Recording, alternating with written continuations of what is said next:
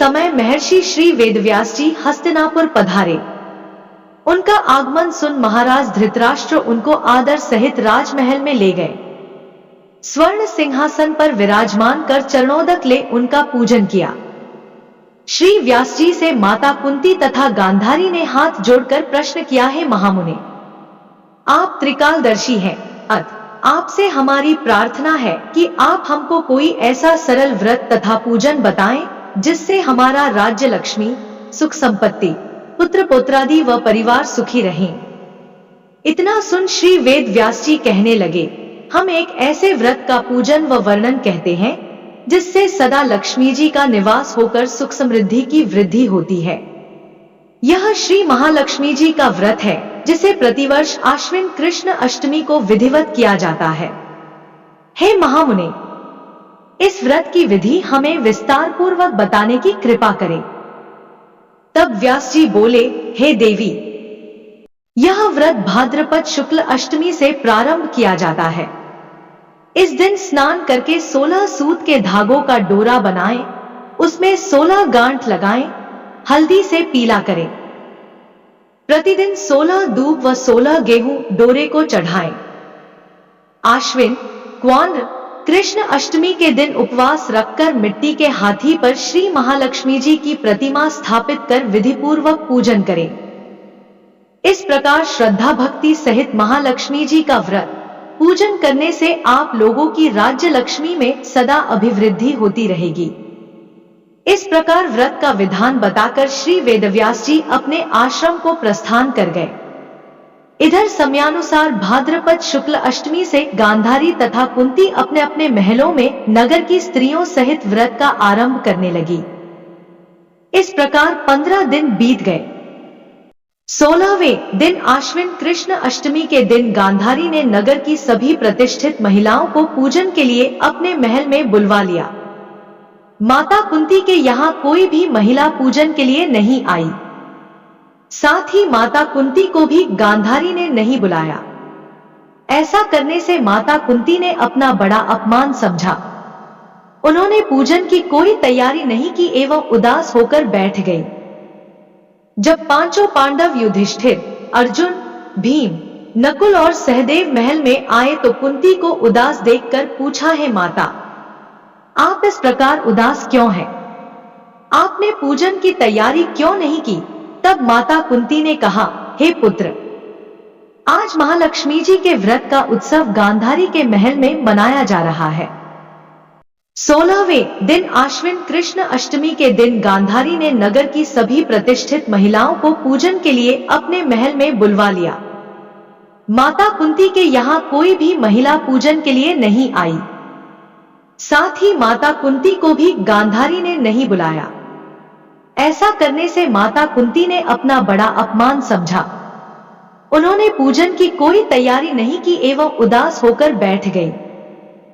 जब पांचों पांडव युधिष्ठिर, अर्जुन, भीम, नकुल और सहदेव महल में आए तो कुंती को उदास देखकर पूछा, है माता, आप इस प्रकार उदास क्यों हैं? आपने पूजन की तैयारी क्यों नहीं की? तब माता कुंती ने कहा, हे पुत्र, आज महालक्ष्मी जी के व्रत का उत्सव गांधारी के महल में मनाया जा रहा है। उन्होंने नगर की समस्त महिलाओं को बुला लिया और उसके 100 पुत्रों ने मिट्टी का एक विशाल हाथी बनाया, जिस कारण सभी महिलाएं उस बड़े हाथी का पूजन करने के लिए गांधारी के यहाँ चली गई, लेकिन मेरे यहाँ नहीं आई। यह सुनकर अर्जुन ने कहा, हे माता, आप पूजन की तैयारी करें और नगर में बुलावा लगवा दें कि हमारे यहाँ स्वर्ग के ऐरावत हाथी की पूजन होगी। इधर माता कुंती ने नगर में रिंडोरा पिटवा दिया और पूजा की विशाल तैयारी होने लगी। उधर अर्जुन ने बाण के द्वारा स्वर्ग से ऐरावत हाथी को बुला लिया। इधर सारे नगर में शोर मच गया कि कुंती के महल में स्वर्ग से इंद्र का ऐरावत हाथी पृथ्वी पर उतारकर पूजा जाएगा। समाचार को सुनकर नगर के सभी नर नारी, बालक एवं वृद्धों की भीड़ एकत्र होने लगी। उधर गांधारी के महल में हलचल मच गई। वहां एकत्र हुई सभी महिलाएं अपनी अपनी थालियां लेकर कुंती के महल की ओर जाने लगी। देखते ही देखते कुंती का सारा महल ठसाठस भर गया। माता कुंती ने ऐरावत को खड़ा करने हेतु अनेक रंगों के चौक पुरवाकर नवीन रेशमी वस्त्र बिछवा दिए। नगरवासी स्वागत की तैयारी में फूलमाला, अबीर, गुलाल, केशर हाथों में लिए पंक्तिबद्ध खड़े थे। जब स्वर्ग से ऐरावत हाथी पृथ्वी पर उतरने लगा तो उसके आभूषणों की ध्वनि गूंजने लगी। ऐरावत के दर्शन होते ही जय जयकार के नारे लगने लगे। सायंकाल के समय इंद्र का भेजा हुआ हाथी ऐरावत माता कुंती के भवन के चौक में उतर आया। तब सब नरनारियों ने पुष्पमाला, अबीर, गुलाल, केशर आदि सुगंधित पदार्थ चढ़ाकर उसका स्वागत किया। राज्य पुरोहित द्वारा ऐरावत पर महालक्ष्मी जी की मूर्ति स्थापित करके वेद मंत्रोच्चारण द्वारा पूजन किया गया। नगरवासियों ने भी महालक्ष्मी पूजन किया।